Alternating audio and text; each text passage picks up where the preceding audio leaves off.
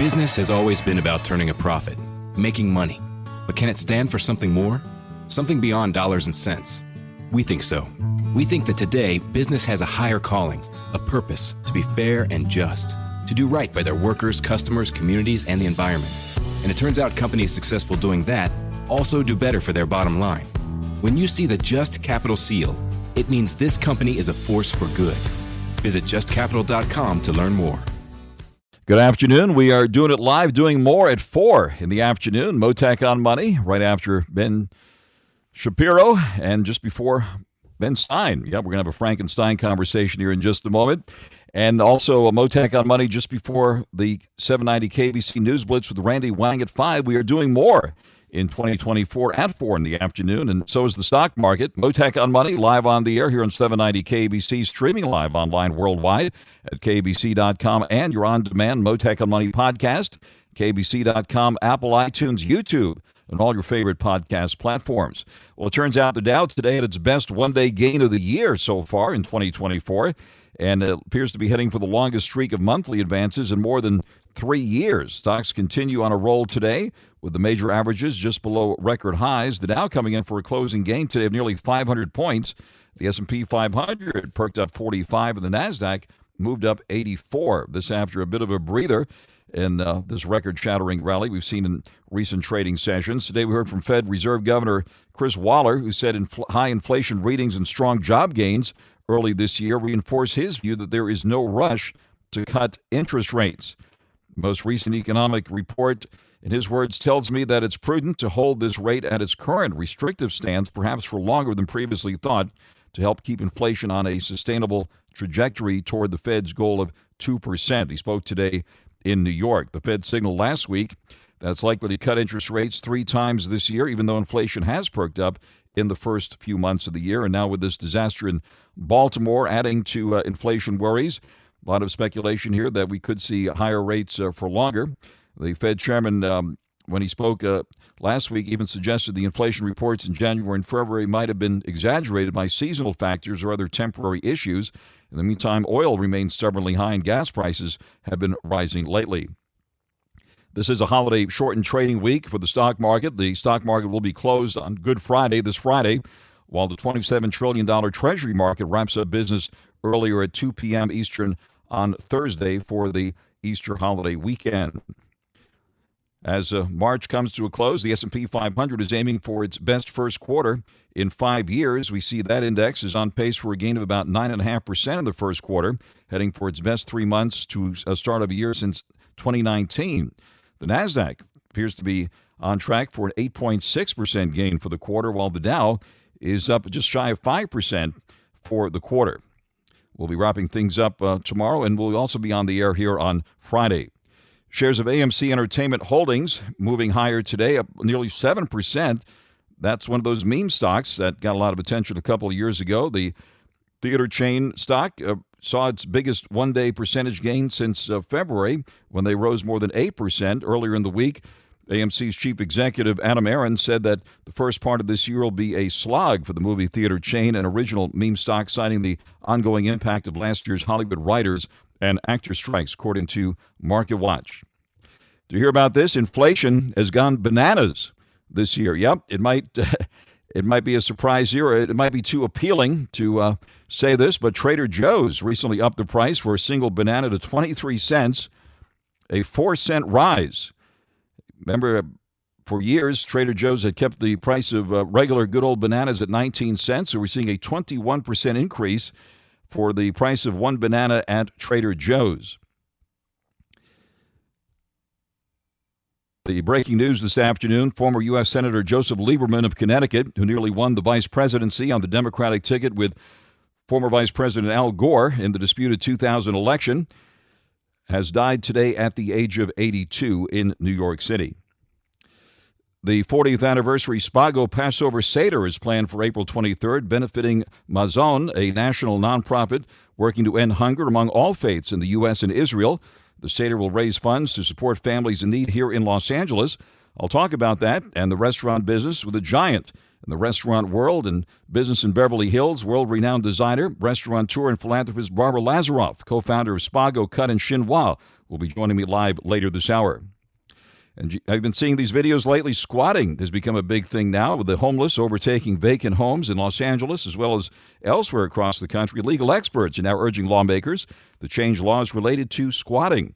I'll talk about that with Joshua Thompson, Director of Equality and Opportunity Litigation for the Pacific Legal Foundation, later this hour. But first, on your money, the markets, the economy, and the whole works this afternoon. Joining us live now, the one and only Ben Stein for our occasional Frank-n-Stein conversation that we do as needed here. Ben Stein, the world-famous financial and political commentator, economist, attorney, author of numerous books, and yes, actor too, famous for playing the economics professor in the movie Ferris Bueller's Day Off, and one of the most famous scenes in American cinema in which he took the role in class, and Ferris Bueller had taken the day off. Ben Stein, thank you very much for coming to the line this afternoon. My great pleasure, of course, always. Thank you. What's top of mind for Ben Stein this afternoon? Ben Stein is just amazed at the power of the market, the energy and enthusiasm that's going into trading, considering all the cautionary factors. I think the world has never been in a more dicey condition, especially in the Middle East, especially in the very, very powerful and important Red Sea area, through which a huge amount of commerce passes. And it doesn't seem as if there is going to be even the slightest let up in the danger to world trade in that part of the world. That's, I would say, terrifying, and yet the market shrugs it off and laughs at it. I don't know what they're laughing at. Certainly that wall of worry seems to be climbed here at the moment with all the major averages near all-time highs and an impressive rebound today, certainly with the Dow seeing its best one-day point gain of the year today here in 2024, and what's already been an impressive 2024, and it looks like it'll be a winning first quarter of this year. And they say as well as January goes, the rest of the year goes, so hopefully we're on track for all of this to continue. And this latest tragedy, of course, occurring in Baltimore. Have you ever been over that bridge, Ben Stein, where we saw that cargo ship hit the bridge and it collapsed yesterday? Sir, not once, but hundreds, not dozens, hundreds of times. I grew up in suburban Maryland. I used to go over that bridge or another one just like it, over the magnificent Chesapeake Bay and across to the eastern shore of the Chesapeake Bay, and see the incredibly beautiful scenery there. There is no place on the East Coast as magnificent as the eastern shore of the Chesapeake Bay. To think that it is just a hop, skip, and a jump from Washington, D.C. to that incredibly lush scenery is a miracle of God's grace. And now the economic impact of that is still being assessed. And, of course, the tragedy that occurred, the recovery continues there. And we're seeing, for example, the Baltimore Bridge collapse could cost Carnival Cruise Lines $10 million this year as shipping is rerouted. Do you think it will have a significant impact on the economy, especially inflation, as the cost of goods? Go ahead. Not, sir, my dear friend Frank, no, it will not have a significant impact on it. It will have an impact, but not significant. Let's remember, this is an enormous, enormous economy. We're talking about a $6-7 trillion a quarter economy, maybe more, and this is not going to have a huge impact on it. I've seen the area around that bridge hundreds of times, not dozens, hundreds of times. There are many places the traffic can be rerouted, and it will be, and that's not going to be an important factor. And I'm just sorry for the people who passed away and their families, but it's not, this economy is too big to be impacted by one bridge falling down, even though it is an important bridge. This is a very, very big economy. It can shrug off an awful lot of things, and it does. And it's the traders there in their pits and their, what shall I call it, their own squatting areas are just squatting and thinking to themselves, somehow traffic will be rerouted, somehow everything will be fixed.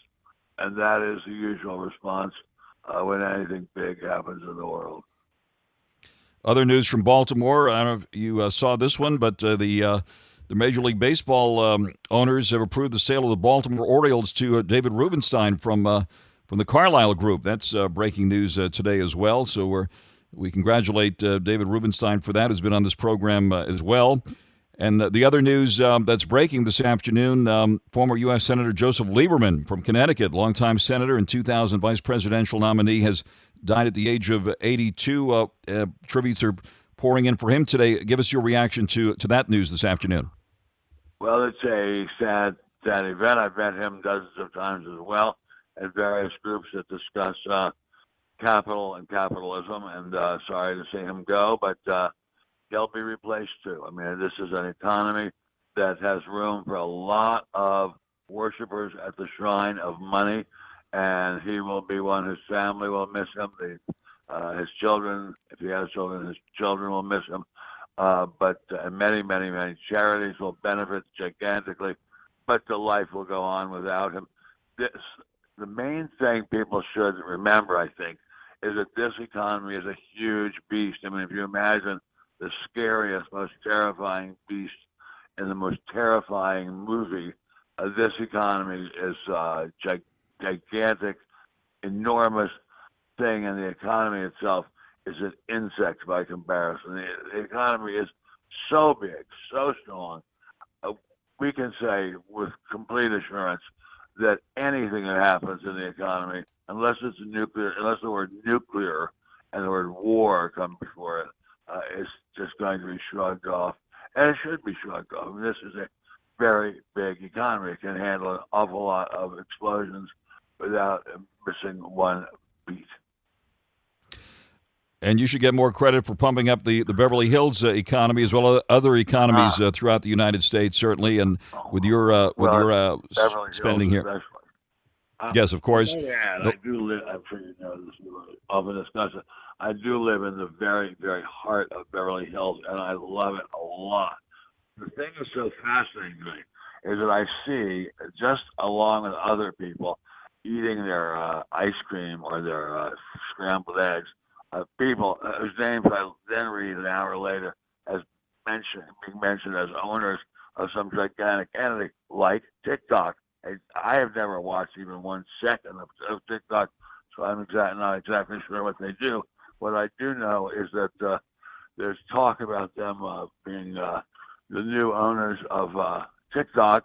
Mr. Mnuchin, who was a former Treasury Secretary, being the new owner, possibly, of TikTok. It doesn't matter a bit to me. Whatever happens in the world is going to happen with or without me, and it's going to happen with or without even you, mighty and powerful Frank. This economy is so powerful, but get on its back and ride it for all that it's worth. This economy is going. If you get into it, and you can get into it just for a few $1,000s, buying shares in an index fund, buying shares in the Spiders or the Tigers, or any of these index funds, get on the back and make all these companies work for you. Yes, their executives are very highly paid. Yes, their executives are sometimes insanely highly paid, but they do a lot of work for you too. These guys in their elegant suits, in their elegant cars, in their elegant neighborhoods, they are doing important work integrating you and your family into this enormous, enormous puzzle, which is called the economy. Let it buoy, I'm not sure we pronounce it right, let it buoy you up and make you a well-to-do person too. Let it keep you going when you're old and tired. Let it be the mighty, mighty, mighty animal that can get through even the wildest storms, even the wildest earthquakes, a financial catastrophe. Get on its back and ride. You pronounced buoy correctly. We're on there live with the one and only Ben Stein for a Frank-n-Stein conversation. If you can put your political analyst hat on, former President Trump navigating various legal challenges, and now this latest case here in which a gag order has been issued. What's your assessment here of how this presidential election season is playing out? Well, I don't like it at all. I mean, I'm not a huge fan of Mr. Trump in terms of his personality. although I'm sure he has many good qualities. But I'd say the person who's really misunderstood what's going on in the world is Mr. Biden. God bless him. He comes from the same part of the world that I do. He's from Delaware. I'm from Maryland, and it's a great area of the world, as I was just saying. But Mr. Trump has done things that are trivial in terms of the wrongness, one might say, of them. They're absolutely inconsequential, and yet we're making a huge deal out of them as if this man is Dracula sucking the life out of the United States of America. He's not. He's just one guy who made a few mistakes. The idea that he is getting prosecuted, persecuted, tortured, tormented for overestimating the value of his real estate holdings, it would be comical were it not for the fact that it is an attack upon the Constitution of the United States. Look, this is a really, really important thing. The Constitution should not be trifled with, toyed with, as if it were not important. The critics of Mr. Trump, and there are so many of them, it's virtually a limitless cavalcade, are acting as if this man is a uniquely horrible monster, as if he's the new John Wilkes Booth. He's not. He's just another real estate developer who overestimated the value of his real estate holdings. That's what people do in real estate. That's what you and I do when we want to refinance our house. That's what you and I do when we want to buy a new house and we want a better loan than we really should have had coming our way. Let's get on with it. Let's not let it screw up the Constitution of the United States of America. The Constitution of the United States does not contemplate knocking a candidate out of the election because he has done something that every borrower in the United States does at one time or another. Whether he's borrowing for a sheet, he's borrowing for a house or a car or whatever he's borrowing, or he or she is borrowing for. Let's not let the people who hate capitalism act as if this is a unique crime against America. On the air live with Ben Stein, and if President Trump is reelected, I'm sure we'll be discussing trade policy as we did during his entire administration. And you, of course, are an expert on trade policy, famously having lectured in the movie Ferris Bueller's Day Off. And what many people don't realize, you did that scene pretty much off the top of your head, right? And I think people are eager to get educated again today. Sir, I am eager to... I am sorry. I'm interrupting some people. Some people near me. Sorry, let me move myself a little bit out of the way. With all due respect to these nice people, I didn't mean to be disturbing them. But yes, I did give a speech about the Hawley-Smith Tariff Act, and I don't want to disturb this nice woman here who I apparently am disturbing. Sir Frank, old pal, it's kind of funny how life works, isn't it? But anyway, the country is going to go on without any interruption of any kind due to Mr. Trump or Mr. Biden or anybody. It's just too big a beast to be stopped, to be slowed down, to be tormented by a Mr. Biden or by a Mr. Trump. It's just too big for that. Yeah. So, now, let me ask you this: the person that you're interrupting, who interrupted you, by the way, maybe she would get a chuckle of you taking the role at this time, please. Bueller, Adams, Adamley, and Bueller. She didn't have much of a sense of humor, but she did have wildly bright blonde hair. It was just phenomenal, incredible how bright her blonde her hair was. What's she doing in a medical building? I'm here to find out why I'm having so many dizzy spells. And she's obviously here to interrupt my good time of them doing brain scans with me. I don't know what's with her. She doesn't have much of a sense of humor. But God bless her soul. Anyway. Your scan here fired on all cylinders. Ben Stein, we appreciate it. Thanks so much for coming to the line this afternoon. It's always fantastic to speak with you. Thank you very much for the call. God bless you, as always, my dear friends. Have fun. Thank you. Bye-bye. A wonderful weekend. Thank you very much. That is the one and only Ben Stein on our Frank-n-Stein conversation, live here on Motec on Money on 790 KBC. Friends, if you're hurt in an accident, you need an experienced advocate, and Clark Fielding and his team of sharks at Fielding Law are on standby ready to dive into your case. My friend Clark the Shark is fearless for justice and your go-to attorney when injured in an accident that wasn't your fault. Whether it's a car accident, slip, trip, fall, or any kind of other personal injury, Fielding Law is here to make sure you get the care, attention, and compensation you deserve. Fielding Law can assess the circumstances of the case, negotiate tenaciously with insurance companies, and if necessary, file a lawsuit and litigate to seek fair compensation on behalf of you, the injured party. An injury is a major disruption in your life. Medical expenses, lost wages, pain and suffering, property damage, and other losses incurred as a result of that injury are all part of the damages. Don't try to handle the process alone. You need an expert in the process, and the team at Fielding Law are the ones to trust. Put Clark Fielding's number in your phone right now under the word accident. That number is 833-88-SHARK, 833-88-SHARK, or go to clarkthesharklaw.com. Motec on Money continues here in 790 KABC. Good afternoon. 790 KABC welcomes Matt Frazier, America's top psychic medium, coming to United Theater on Broadway June 26th. Tickets are on sale on Friday at AXS.com. Right now, caller 9 wins at 1-888-795-2222. You can get a pair of tickets to the show if you're caller 9. Call right now, 1-888-795-2222. Motec on Money continues here in 790 KABC. Big day for the stock market with the Dow popping nearly 500 points higher, its biggest one-day point gain so far in 2024. Up 478 points at the close at 39,760. The S&P 500 of 45 at 5,248, and the NASDAQ of 84 at 16,399. The yield in the 10-year note has slipped back to 4.19%. We see the Magnificent One, NVIDIA, pulling back about $23 today at $902 and change. Apple in the plus column, but nearly $4 at $173 and change. Checking the cryptos now, we see a Bitcoin up about 600, back to 69,257. Ethereum up 6 at 35.04, and Doge at the moment at 19 cents. And now the latest news for you here in 790 KABC. Motec on Money continues here in 790 KABC. Good afternoon. We are doing it live here in the 4 o'clock hour.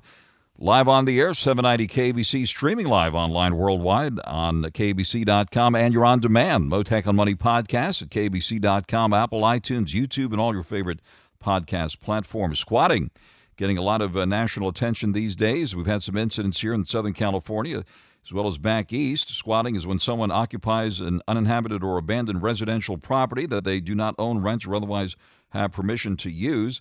We've seen some dramatic squatting incidents recently in New York. A homeowner was jailed after evicting squatters. States laws there. We also saw some dramatic situations where alleged squatters killed a woman and hid her body in a bag back east. And we've seen some recent incidents here in the Los Angeles area as well. Not quite that dramatic, but it's certainly a thing right now. Squatting with the homeless overtaking vacant homes. Legal experts now urging lawmakers to change the laws relating to squatting. Joining us live now is Joshua Thompson, Director of Equality and Opportunity Litigation for the Pacific Legal Foundation. Joshua Thompson, thank you very much for coming to the line on this one this afternoon. Frank, thanks for having me today.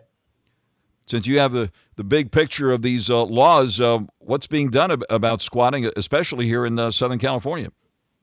Yeah, sure, Frank. This is really an outgrowth of sort of bad policy by cities to address probably homelessness or exorbitant housing costs in Southern California.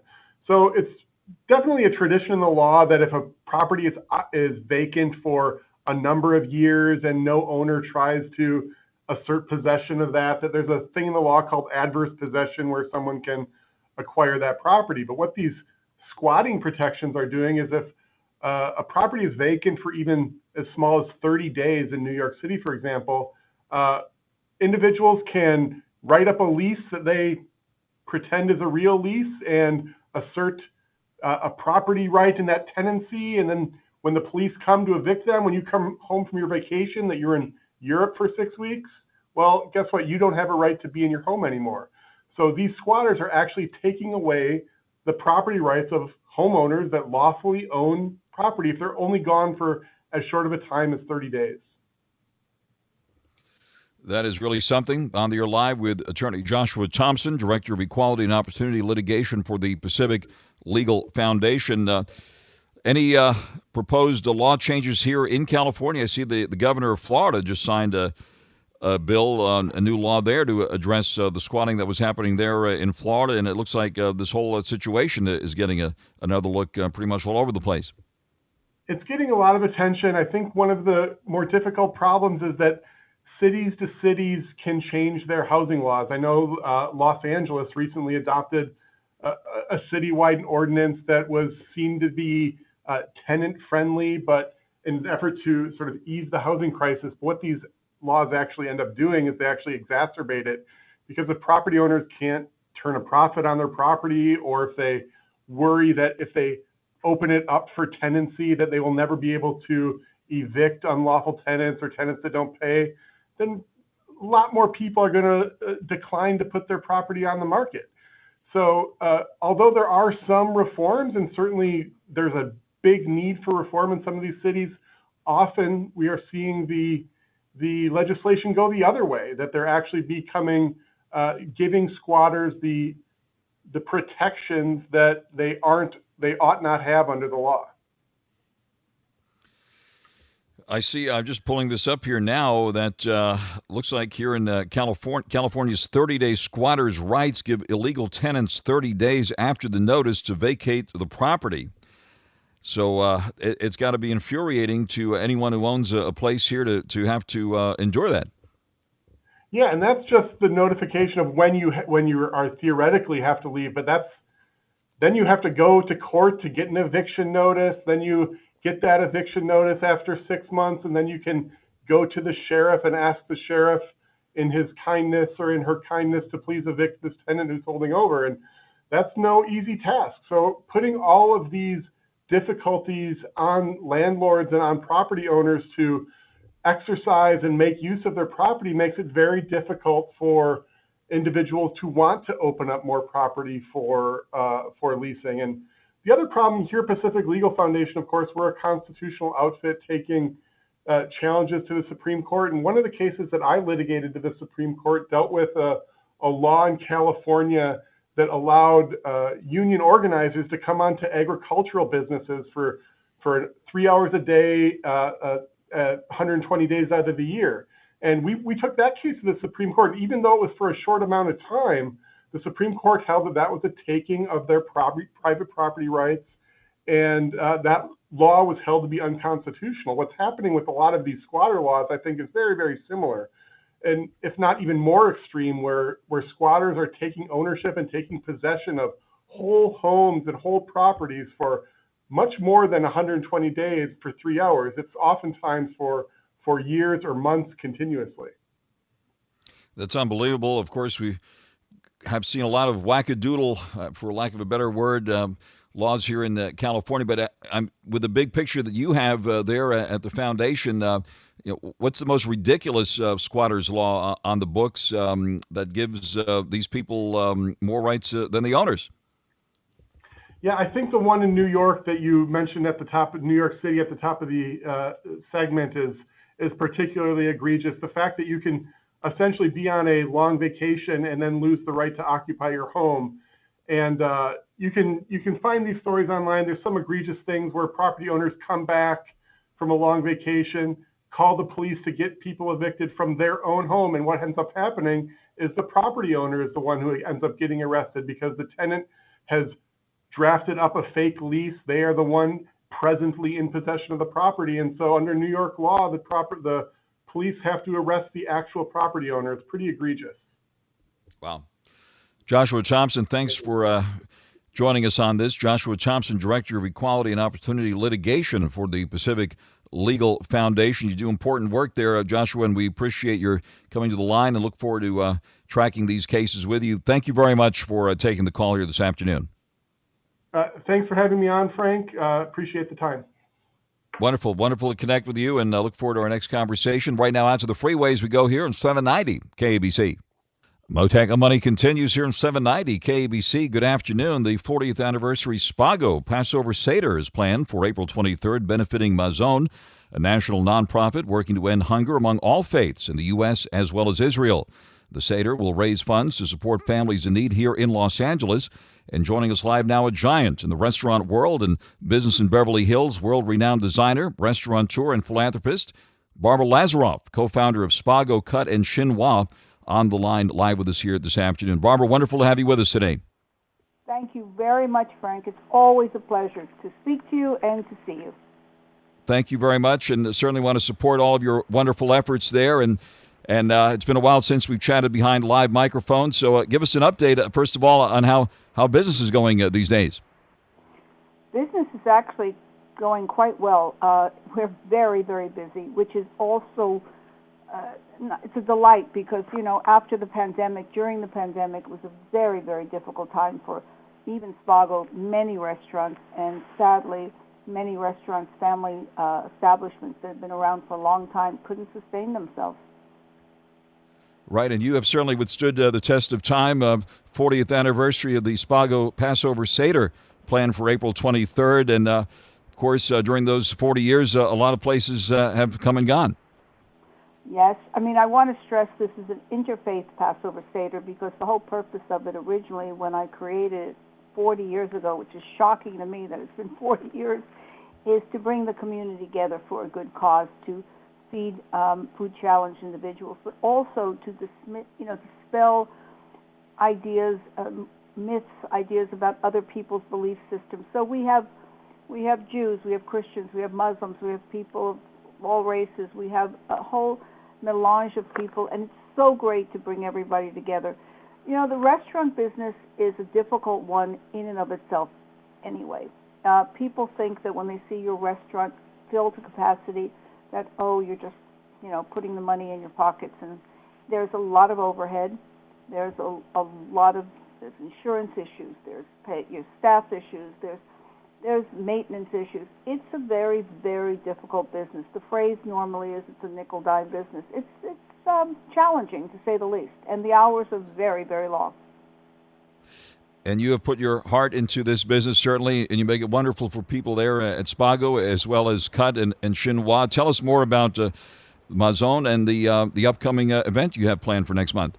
Well, I found out about the organization Maison 42 years ago. So from my neighbor, my actual residential neighbor, he was putting on an event for his family, and he mentioned it, and I said, what is that? He says, well, the organization believes that if you having a great event, a wedding, a bar mitzvah, a shower, something, you can give a little percentage based on whatever you're spending on that event to the organization because there you are, all these festivities, you're enjoying yourself.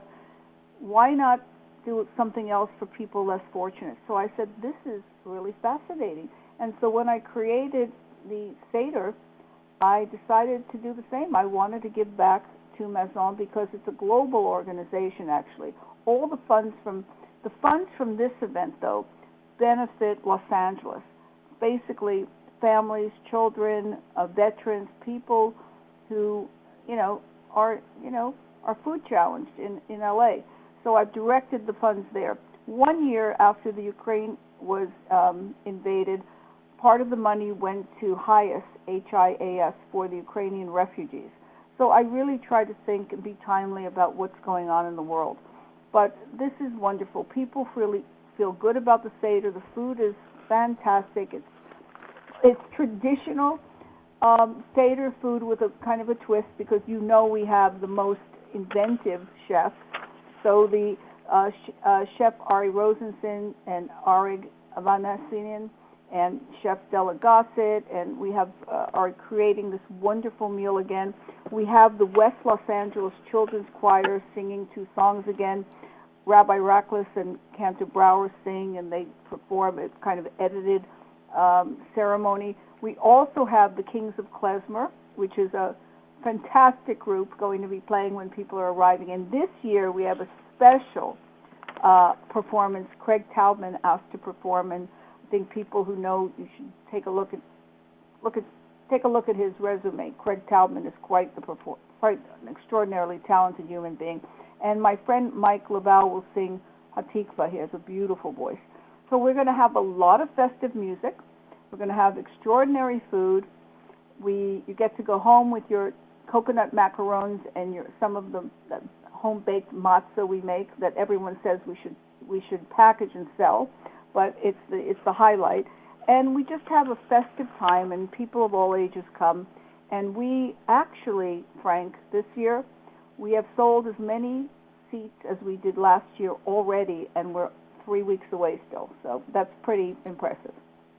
That's wonderful, Barbara. And if you still have room, where can people get more information about this wonderful event coming up? Well, if you wish to come, and like I said, our seating is becoming more and more limited, you could call the restaurant at 310-385-0880, 385-0880. We're also online. It's a link. If you go to www.7rooms.com, it's difficult, /experiences/Spago BH. So basically, 7 Rooms is an app, a food app, and you have to look for experiences/Spago, and you can find the link. But if it's easier for you, might as well just call the restaurant. And really, we have people clamoring to come every year because it is such a memorable event, and it really brings everybody together in such, in harmony and people. There's such joy, and the children that have been coming for years, many of them are grown up. Some of them have had children of their own, and they're bringing their children now. That's wonderful. And again, this event and this organization works to end hunger among all faiths in the U.S. As well as Israel. So I want to bring that to the folks' attention as well. You mentioned the matzah and how people are encouraging you to package it up so they can take it and all that. Isn't that how the salmon pizza became popular at Spago years ago? Tell us about that. In a way, the pizza crust for the salmon pizza is very thin, and it's laden with like a combination of sour cream and dill sauce and some very fine onions, and then the smoked salmon gets placed upon it, and it's really served cold. The crust is very crispy. But really, the matzah is more akin to our lavash bread that we serve in the bread baskets. Sure. But, we don't have time now, but there's a reason why at Passover there is matzah as opposed to bread that has risen, because there was no time. People were exiting for their safety. So they took the bread. It was on the rocks in the sun, and that's the tradition of the matzah. But we also have amazing matzo ball soup, the wild Alaskan salmon, there's beef short rib, vegetable ratatouille, roasted Moroccan carrots. That's my favorite, with cumin and curry. And Dell is making various things from matzo toffee to cheesecake to Passover puffs, caramel sauce sorbet. It's really an amazing meal, and the only gefilte fish you can eat, because that stuff that comes out of the bottles is just horrid. We will change everybody's idea about Passover food. It's so good at Spago. Wonderful. But really, wonderful, Barbara. We'll have to stop there, but thank you very much for sharing that with us here today. That is Barbara Lazeroff. And again, it's April 23rd coming up, the 40th anniversary Spago Passover Seder, planned for April 23rd, benefiting Mazon, a national nonprofit working to end hunger among all faiths in the U.S. and Israel. And this will also support families in need here in Los Angeles. Barbara Lazeroff, thank you very much for joining us live here on Motek on Money on 790 KBC. Stay tuned now for the 790 KBC News Blitz with Randy Wang, and I'll be back tomorrow at 4 for Motek on Money on 790 KBC. Welcome to Talkville, the ultimate Smallville rewatch podcast. Let's get into season 4, episode 3, Facade. People get picked on. I got picked on. But Scabby, the whole school just hurt me. I felt like it wasn't real. If I may, I want to defend the storytellers. The people who created the show wanted you to feel like these people were the worst people ever. They pretty much said the whole school of Smallville High are bad people. Jump in now or catch up on any of the past seasons of Talkville on YouTube or wherever you listen.